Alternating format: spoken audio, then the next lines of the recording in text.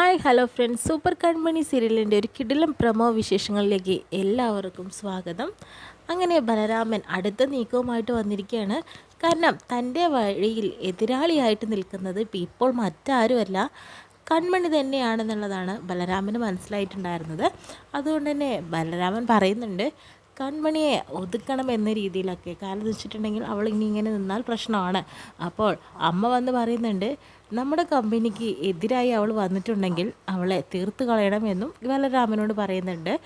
അങ്ങനെ എന്തായാലും മനോജിനോട് കാര്യങ്ങളൊക്കെ സംസാരിക്കുന്നുണ്ട്. പിന്നീട് കാണിക്കുന്നത് നമ്മുടെ മാനസികയും അതുപോലെ തന്നെ കൺമണിയും അതുപോലെ കൃഷ്ണനൊക്കെയാണ് കേട്ടോ. മാനസിക്ക് എന്തൊക്കെയോ സംശയങ്ങൾ കൺമണിയുടെ മേലുണ്ട് ഇപ്പം.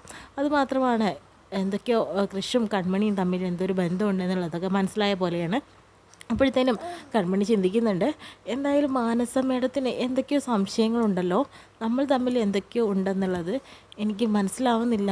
പിന്നെ അതുമാത്രമല്ല, നമ്മുടെ കൃപയുടെ ആക്സിഡൻറ്റിൻ്റെ പിന്നിൽ മറ്റാരോ ആണ് എന്നുള്ളതും ഒരു സംശയം ഉണ്ടെന്നൊക്കെ കൺമണി വെട്ടി തുറന്ന് തന്നെ പറയാട്ടോ ചെയ്യുന്നത്. ഇത്രയും കാണിച്ചുകൊണ്ട് പ്രമോ വിശേഷം കഴിയുന്നത്.